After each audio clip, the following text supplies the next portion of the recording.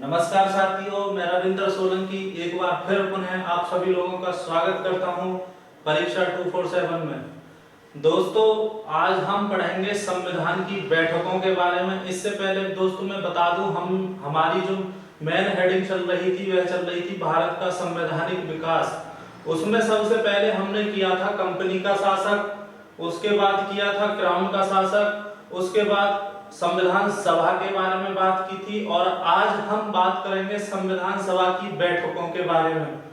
तो दोस्तों, संविधान सभा की जो प्रथम बैठक हुई थी वो 9 दिसंबर 1946 को हुई थी।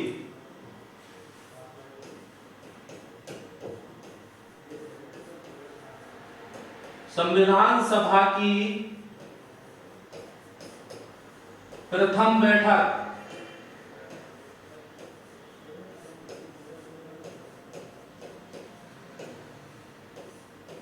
दोस्तों, इसमें क्या हुआ था कि इसमें संविधान सभा के अस्थायी अध्यक्ष चुने गए थे।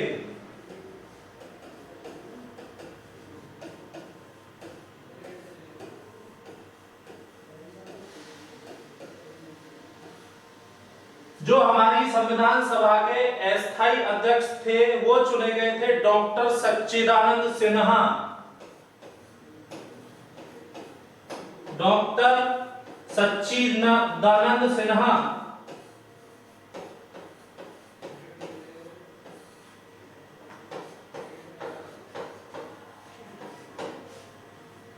अगर दोस्तों मैं बात करूं कि डॉक्टर सच्चिदानंद सिन्हा कैसे चुने गए थे, तो यह चुने गए थे फ्रेंच मॉडल के तहत। फ्रेंच मॉडल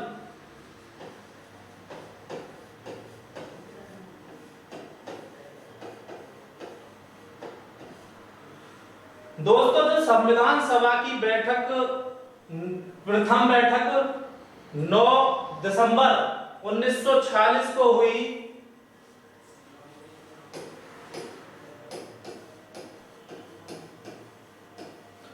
तो इसमें क्या हुआ कि पूरा दिन निकल गया लेकिन कोई निर्णय नहीं ले पाया कि क्या किया जाए। तभी एक फ्रेंच मॉडल आया और फ्रेंच मॉडल की विशेषता यही है कि संविधान सभा में बैठे हुए व्यक्तियों में जो सबसे वृद्ध व्यक्ति होगा, अर्थात जिसकी उम्र सबसे ज्यादा होगी, उसे ही संविधान सभा का अस्थायी अध्यक्ष चुना जाएगा।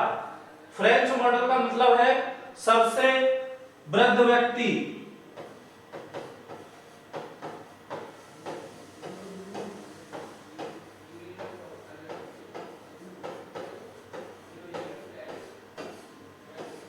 सबसे वृद्ध व्यक्ति जो थे डॉक्टर सच्चिदानंद सिन्हा, उन्हें भारत की संविधान सभा की जो बैठकें थी उसका अस्थायी अध्यक्ष चुना गया। नोट करते रहिए साथ के साथ। उसके बाद दोस्तों हुआ क्या,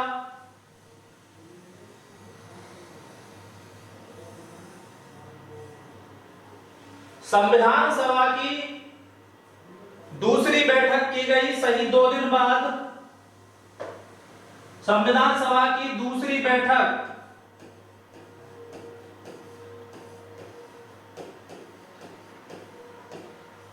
जो की गई थी 9 दिसंबर 1946 को।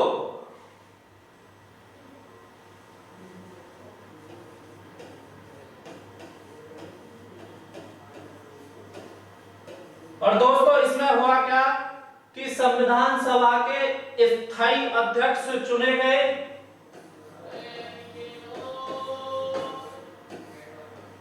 स्थायी अध्यक्ष doctor Rajendra Prasad. Doctor Rajendra Prasad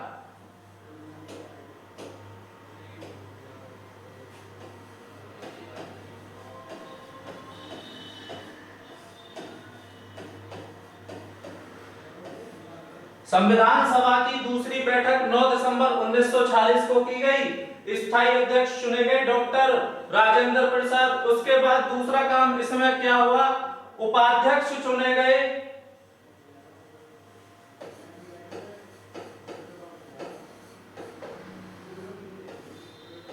doctor H C Mukherjee,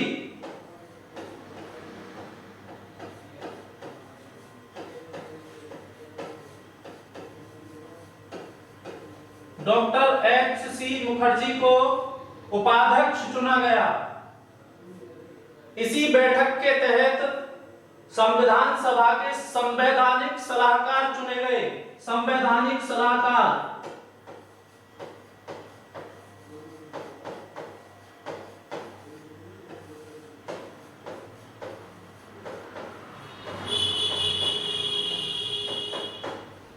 दूसरी बैठक 9 दिसंबर 1946 के दिन ही स्थायी अध्यक्ष डॉक्टर राजेंद्र प्रसाद, उपाध्यक्ष डॉक्टर एच सी मुखर्जी और संवैधानिक अगर सलाहकार की बात करें तो वी एन राव।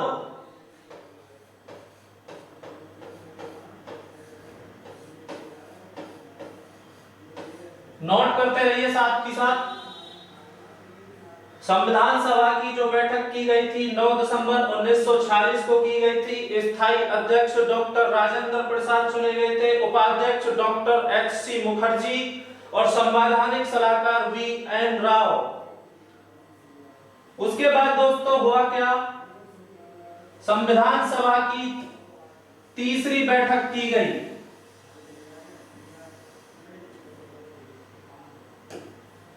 संविधान सभा की तीसरी बैठक की गई 13 दिसंबर 1946 को।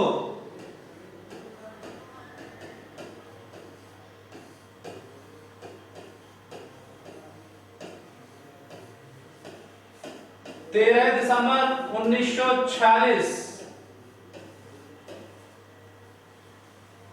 संविधान सभा की तीसरी बैठक 13 दिसंबर 1946 को की गई। इसमें क्या हुआ कि पंडित जवाहरलाल नेहरू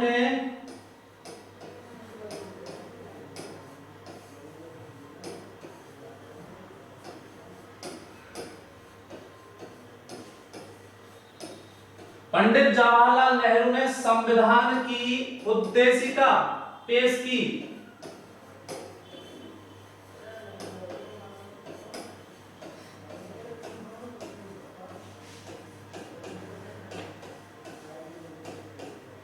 उद्देशिका पेश की थी।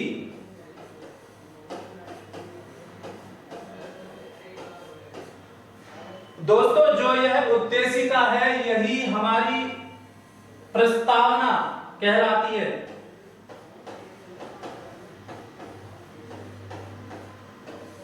प्रस्तावना कहलाती है हमारी उद्देशिका। साथ ही साथ नोट करते रहें।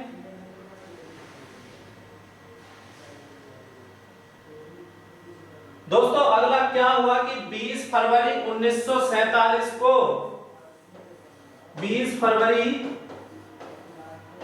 1947 को भारत की स्वतंत्रता की घोषणा की गई।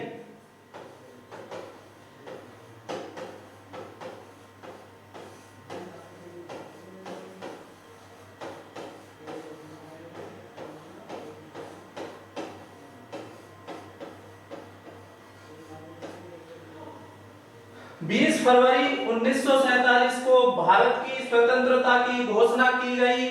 और फिर उसके बाद दोस्तों हुआ क्या, उस समय ब्रिटेन के जो प्रधानमंत्री थे वो थे क्लीमेंट एटली। क्लीमेंट एटली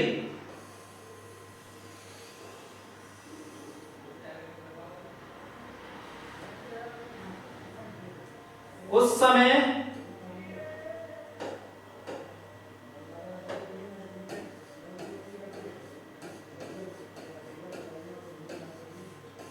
ब्रिटेन के पीएम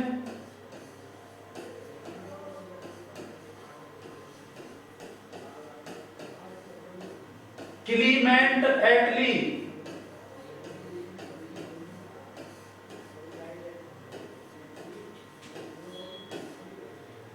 दोस्तों उस समय ब्रिटेन के पीएम हुआ करते थे क्लीमेंट एटली। और दोस्तों हुआ क्या कि मार्च 1947 में ही मार्च 1947 में भारत का अंतिम वायसराय बनकर आया।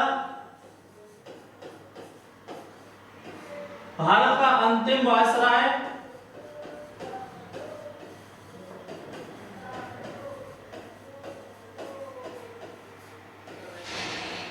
जो बनकर आया था वो था लॉर्ड माउंटबेटन।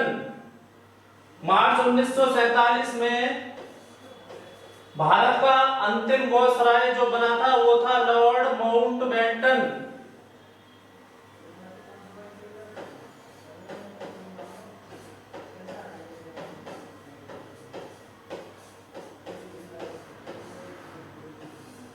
नोट करते रहिए साथ ही साथ।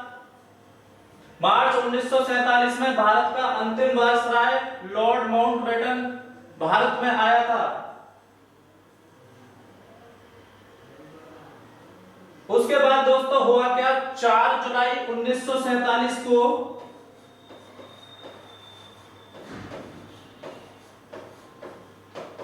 4 जुलाई 1947 को ब्रिटिश सरकार के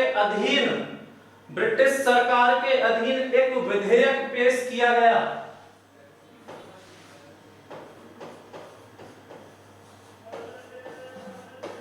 विधेयक पेश किया गया और यह विधेयक जब पेश किया गया ब्रिटेन सरकार के अधीन,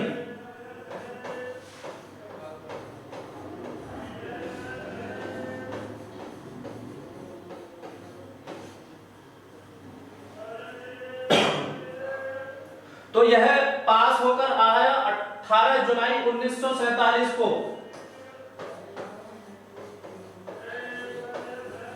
18 जुलाई 1947 को पास होकर आया भारत में।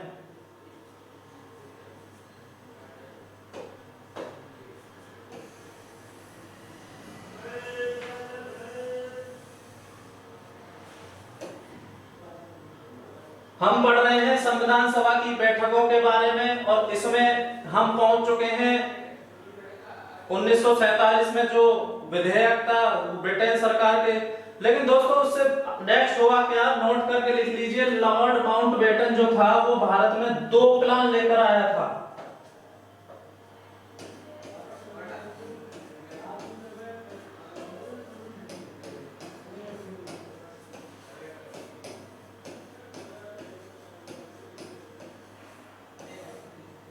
भारत में 2 प्लान लेकर आया था।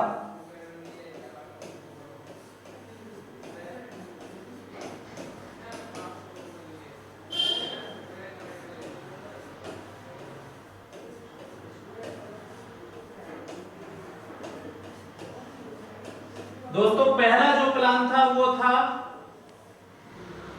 माउंटबेटन योजना।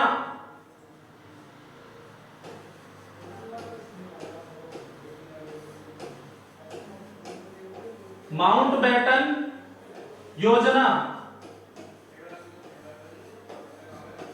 इसमें क्या हुआ दोस्तों, भारत एवं पाकिस्तान का विभाजन हुआ।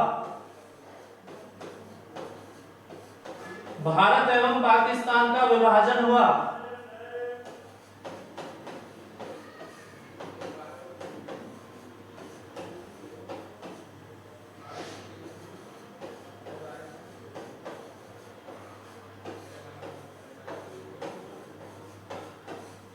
दूसरा प्लान क्या था दोस्तों, दूसरा था डिक्कीवर्थ योजना।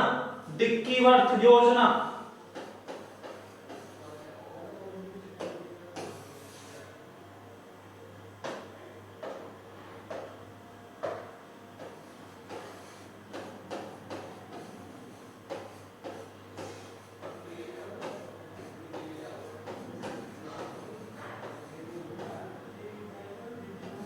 इसमें दोस्तों क्या हुआ कि इसमें जो संविधान था उसका विभाजन हुआ,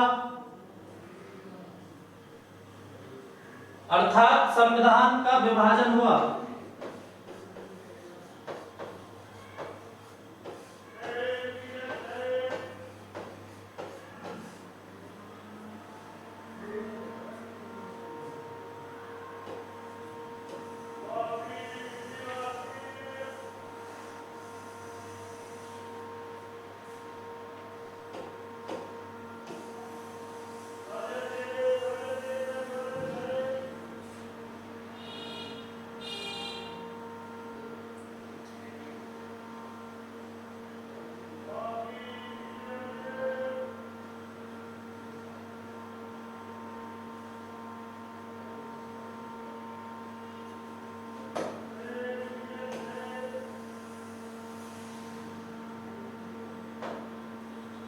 उसके बाद दोस्तों क्या हुआ, भारत का विभाजन हुआ, क्योंकि भारत की जो संविधान सभा के अध्यक्ष थे वो थे डॉक्टर राजेंद्र प्रसाद।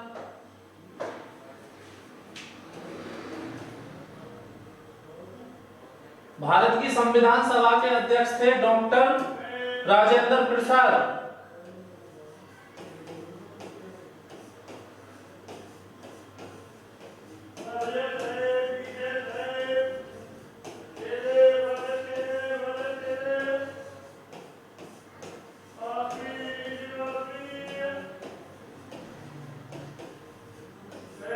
डॉक्टर राजेंद्र प्रसाद।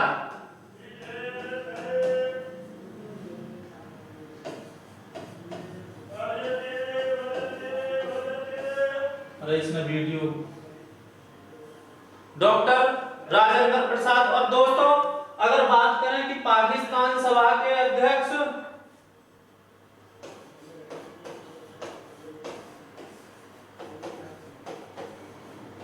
पाकिस्तान संविधान सभा के अध्यक्ष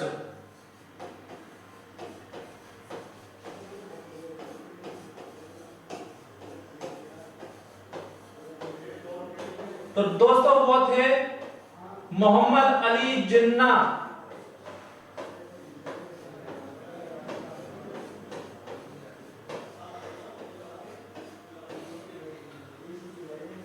भारत की संविधान सभा के अध्यक्ष थे डॉक्टर राजेंद्र प्रसाद और पाकिस्तान संविधान सभा के अध्यक्ष थे मोहम्मद अली जिन्ना। दोस्तों वो कैसे थे कि टोटल 389 थी सीटें, 389 में से दो पार्टों में डिवाइड हुई। 299 इंडिया के लिए मिली,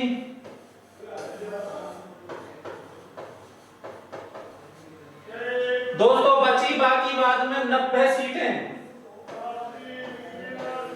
जो कि पाकिस्तान को मिली। इसी के तहत पाकिस्तान और भारत का विभाजन हुआ।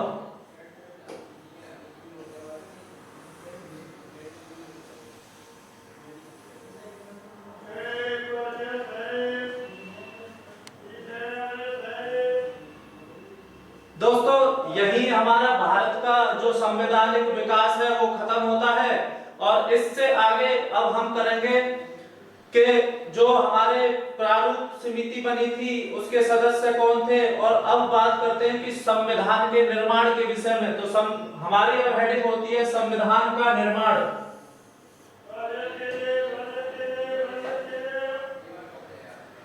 संविधान का निर्माण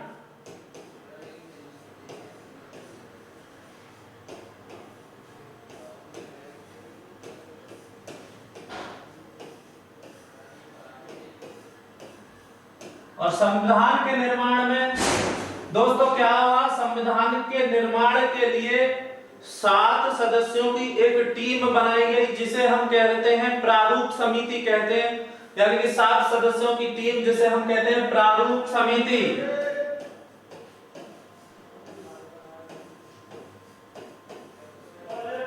प्रारूप समिति। और इसके अगर हम अध्यक्ष की बात करें, प्रारूप समिति के अध्यक्ष थे डॉक्टर राजेंद्र प्रसाद। सॉरी दोस्तों,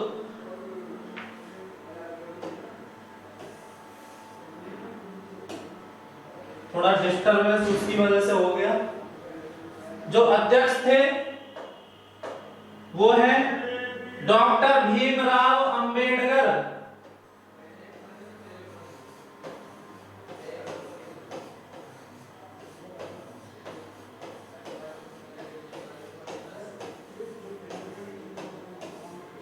दोस्तों इसमें 7 सदस्य थे। पहले थे डॉक्टर भीमराव अंबेडकर, दूसरे थे DP Khetan. DP Khetan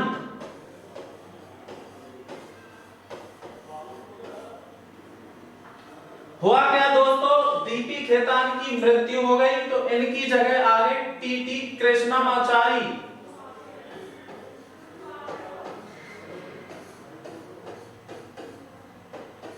TT Krishnamachari.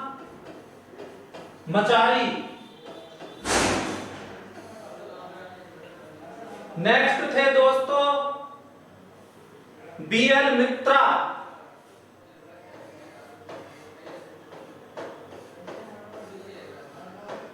BL मित्रा, इन्होंने दोस्तों रिजाइन दे दिया।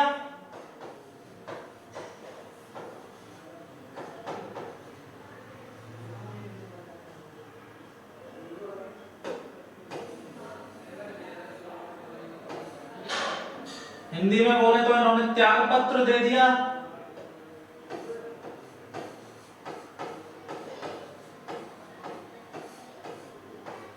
साथ ही साथ नोट करते रहिएगा।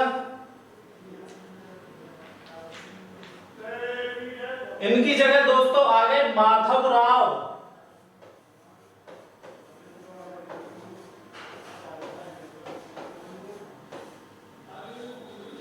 संविधान सभा का निर्माण हुआ, प्रारूप समिति का चयन हुआ। प्रारूप समिति जो है वो संविधान में चयन के लिए की गई थी कि किस चीज को कहां से कैसे देखना है, तो उसके प्रारूप समिति के अध्यक्ष हुए थे डॉक्टर भीमराव अंबेडकर। दूसरे व्यक्ति हुए थे डीबी खेतान, जिनकी मृत्यु हो गई, उनकी जगह आ गए टीटी कृष्णमाचारी। तीसरे थे बीएल मित्रा, जिन्होंने त्यागपत्र दे दिया, और उनकी जगह आ गए माधवराव। नेक्स्ट होते हैं दोस्तों हमारे के एम मुंशी।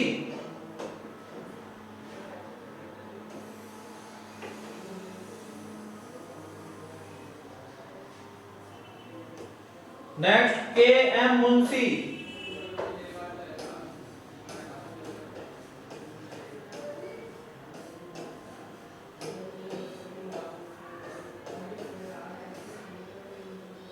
के मुंशी के बाद होते हैं अगले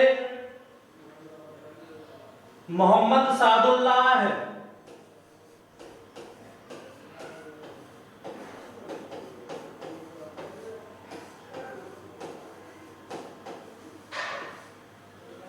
के एम मुंशी, मोहम्मद सादुल्लाह है। उसके बाद होते हैं दोस्तों next N G Iyengar. N G Iyengar.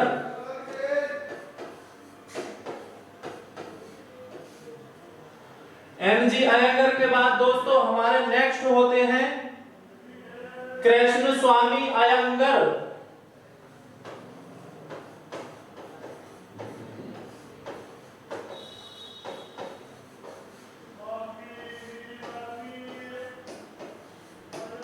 यही वो 7 व्यक्ति थे जिन्होंने प्रारूप समिति के अंतर्गत काम किया, और अध्यक्ष उसके हुए थे डॉक्टर भीमराव अंबेडकर। दोस्तों अब हम बात करेंगे आगे कि इसमें हुआ क्या था। सबसे पहले मैं आपको बता दूं कि संविधान जो नॉर्मली क्वेश्चन जैसे कि हमारा संविधान कितने दिन में बनके तैयार हुआ।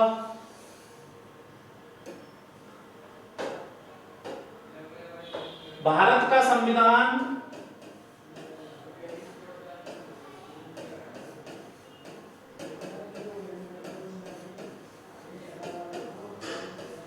2 वर्ष 11 महीने 18 दिन में बनके तैयार हुआ था। इसमें अगर मैं टोटल बैठकों की बात करूं तो टोटल बैठक हुई थी दोस्तों 166।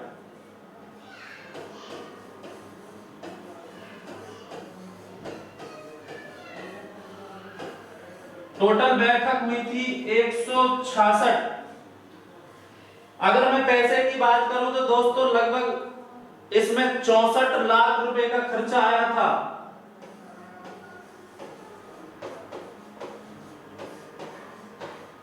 ₹64 लाख इसमें खर्च हुए थे।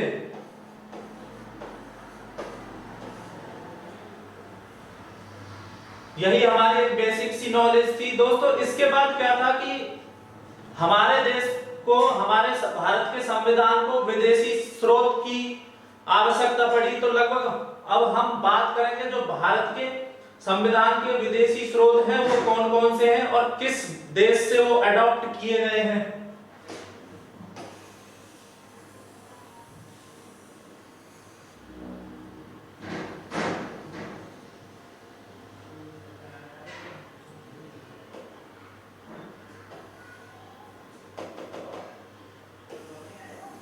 हमारी जो हेडिंग होती है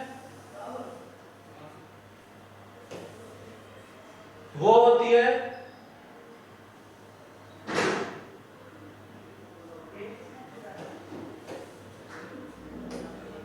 हम हेडिंग में सबसे पहले लिखेंगे भारतीय संविधान के विदेशी स्रोत।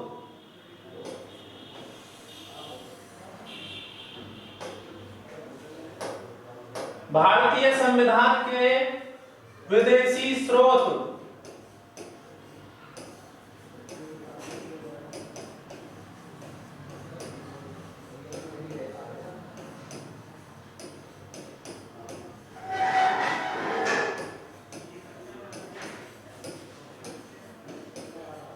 दोस्तों लगभग 70 देशों के संविधान को पढ़ने के बाद हमें भारतीय संविधान में विदेशी स्रोत मिले हैं और वह कौन कौन से स्रोत हैं, तो आइए हम उन्हें जानते हैं डिटेल में कि वो कौन कौन से हैं। अगर मैं बात करूं यूएसए कि यूएसए से हमें कौन कौन से स्रोत प्राप्त हुए हैं, तो उन्हें लिखिए। यूएसए से पहला है प्रस्तावना।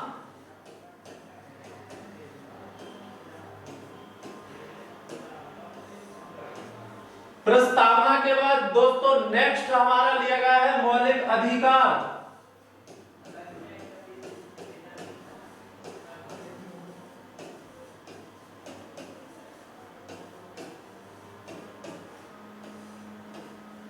मौलिक अधिकार के बाद दोस्तों लिए गए हैं हमारे राष्ट्रपति का पद।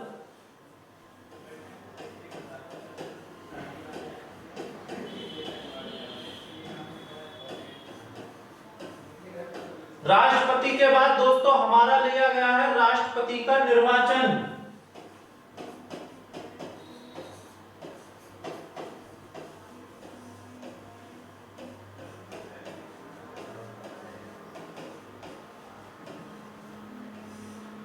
नेक्स्ट राष्ट्रपति का महाभियोग।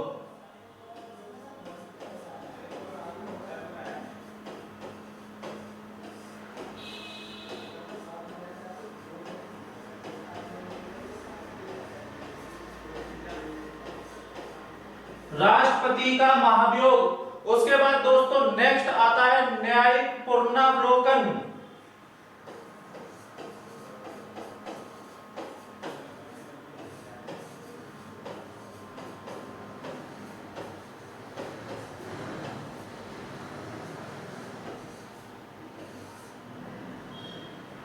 न्यायिक पुनरावलोकन।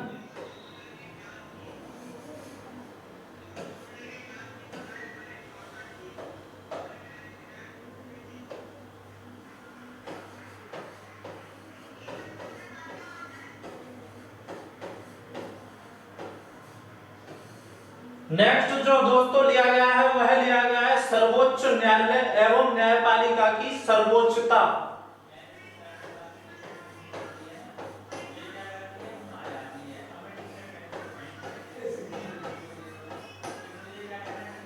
सर्वोच्च न्यायालय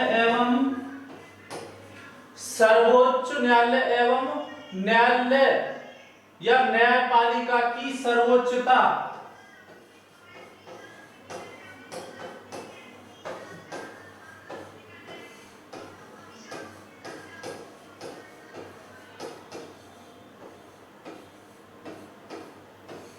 दोस्तों यही हमारे जो स्रोत हैं वो यूएसए से लिए गए हैं। प्रस्तावना, मौलिक अधिकार, राष्ट्रपति का पद, राष्ट्रपति का निर्वाचन, राष्ट्रपति का महाभियोग, न्यायिक पुनरावलोकन और नेक्स्ट सर्वोच्च न्यायालय एवं न्यायपालिका की सर्वोच्चता। दूसरा देश आता है दोस्तों हमारा आयरलैंड की आयरलैंड से हमें कौन कौन से विदेशी स्रोत प्राप्त हुए हैं।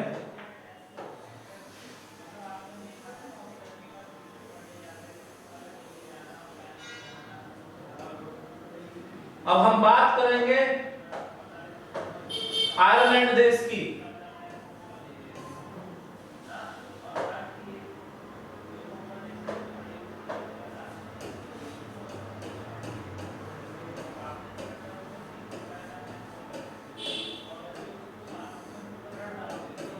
आयरलैंड से जो दोस्तों पहला स्रोत लिया गया है वो है राज्य के नीति निर्देशक तत्व।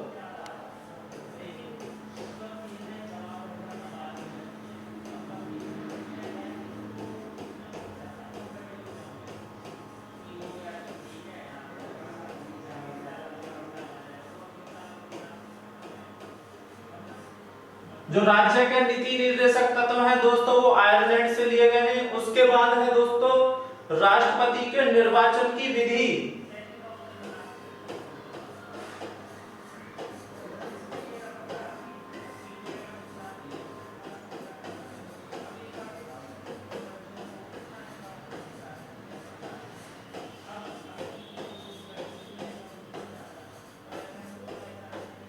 नेक्स्ट है दोस्तों राष्ट्रपति द्वारा राज्यसभा में 12 सदस्य मनोनीत करना।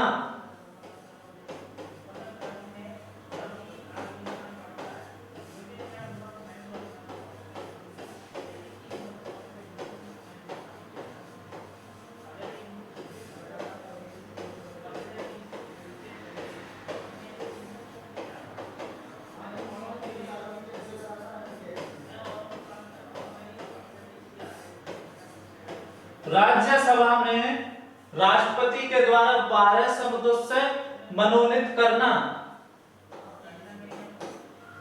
उसके बाद दोस्तों क्या लिया कि राष्ट्रपति द्वारा दिए जाने वाले पुरस्कार एवं सम्मान।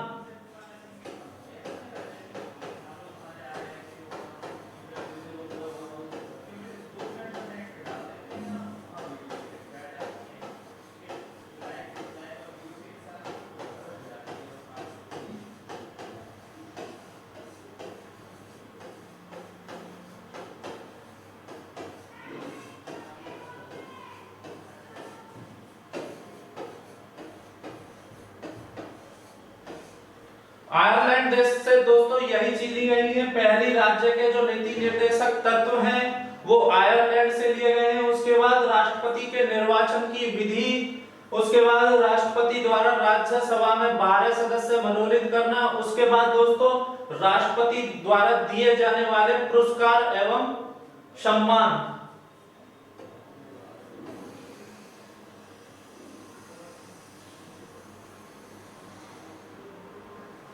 उसके बाद दोस्तों हमारा नेक्स्ट जो देश है जिससे हमने विदेशी स्रोत प्राप्त किए हैं वो है ब्रिटेन।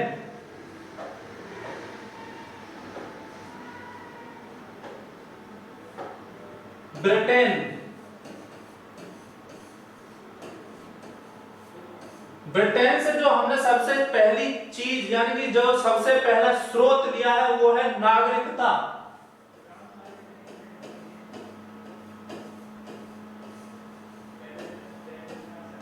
और दोस्तों जैसा कि हमें पता है कि हमारे भारत में एकल नागरिकता का प्रावधान है।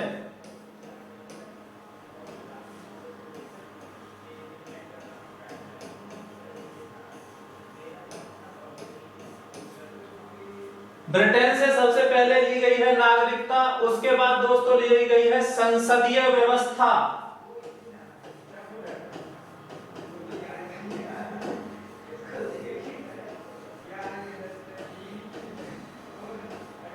संसदीय व्यवस्था जो है वो ली गई है ब्रिटेन से।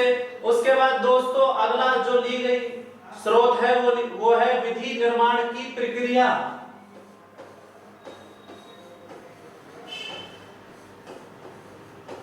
विधि निर्माण की प्रक्रिया।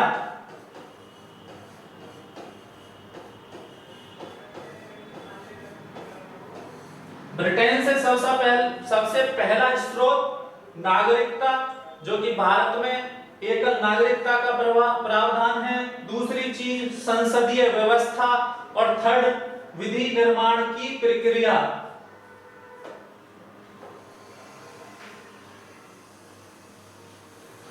उसके बाद दोस्तों हमारा जो नेक्स्ट स्रोत लिए गए हैं उसमें अगला देश है ऑस्ट्रेलिया।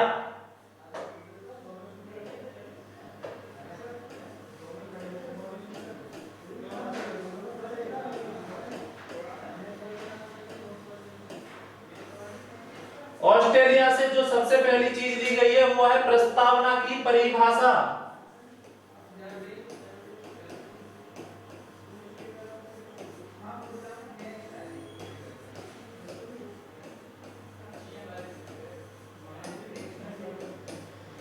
प्रस्तावना की जो परिभाषा है वो ऑस्ट्रेलिया से ली गई है।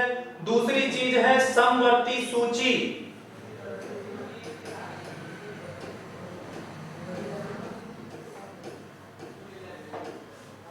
समवर्ती सूची। उससे अगला नेक्स्ट है व्यापार के नियम, कि भारत में व्यापार कैसे कैसे होगा, उसके लिए हमने लिए हैं ऑस्ट्रेलिया से व्यापार के नियम।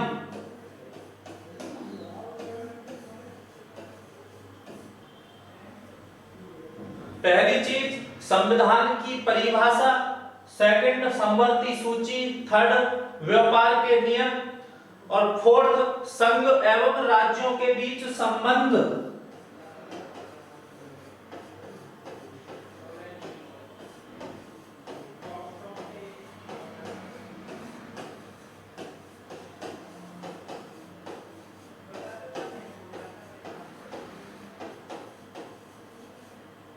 संघ अर्थात केंद्र,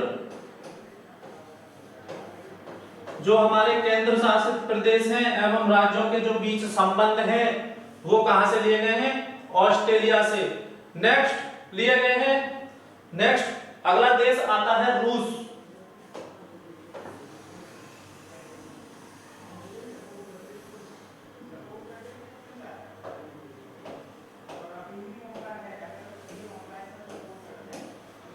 रूस से अगर दोस्तों मैं बात करूं तो रूस से दिए गए हैं मौलिक अधिकार और न्याय।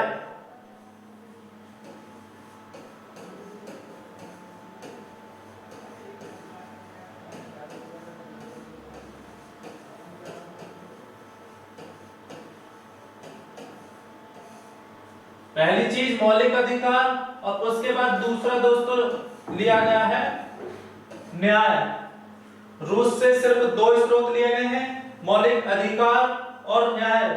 अगला देश आता है दक्षिण अफ्रीका।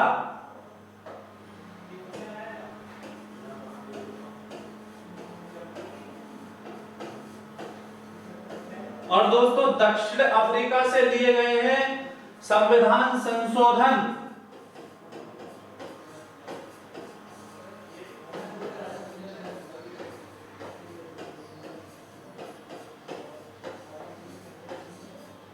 संविधान संशोधन दोस्तों हमारे भारत के संविधान में किसी चीज को जोड़ने के लिए या किसी चीज को हटाने के लिए जो बिल पास किया जाता है वो संविधान संशोधन के तहत ही और आर्टिकल 368 के तहत किया जाता है।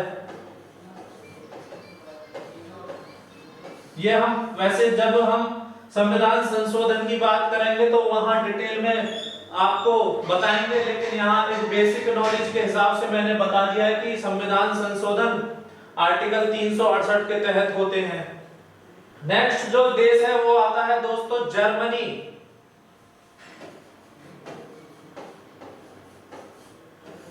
और जर्मनी में जो हमने चीज ली है वो ली है आपातकाल।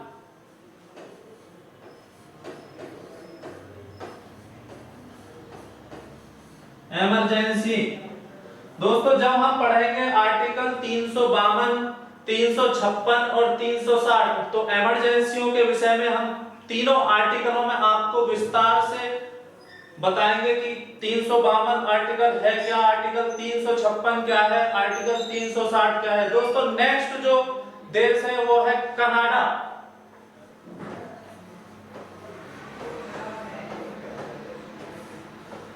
कनाडा से दोस्तों एक ही चीज ली गई है और वो है संघात्मक शक्तियां।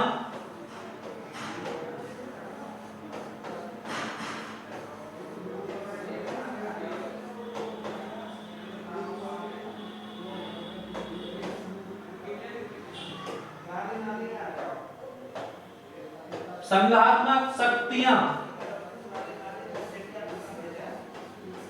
दोस्तों यही वो स्रोत थे जो अन्य देशों से लिए गए थे, यूएसओ से यानी कि संयुक्त राज्य अमेरिका से, दूसरे आयरलैंड से लिए गए, ब्रिटेन से लिए गए, ऑस्ट्रेलिया से लिए गए, रूस से लिए गए, दक्षिण अफ्रीका से लिए गए, उसके बाद फ्रांस के बाद जर्मनी और जर्मनी के बाद कनाडा। दोस्तों ये वही विदेशी स्रोत हैं जो हमारे संविधान ने एडॉप्ट किए हैं और लगभग 70 देशों के संविधान को पढ़ने के बाद हमारे देश का संविधान बना है। तो दोस्तों मिलते हैं नेक्स्ट क्लास में। तब अगर आपने अभी तक हमारे चैनल को लाइक, शेयर, सब्सक्राइब नहीं किया तो लगातार करते रहिए। मिलते हैं नेक्स्ट क्लास में। Good bye.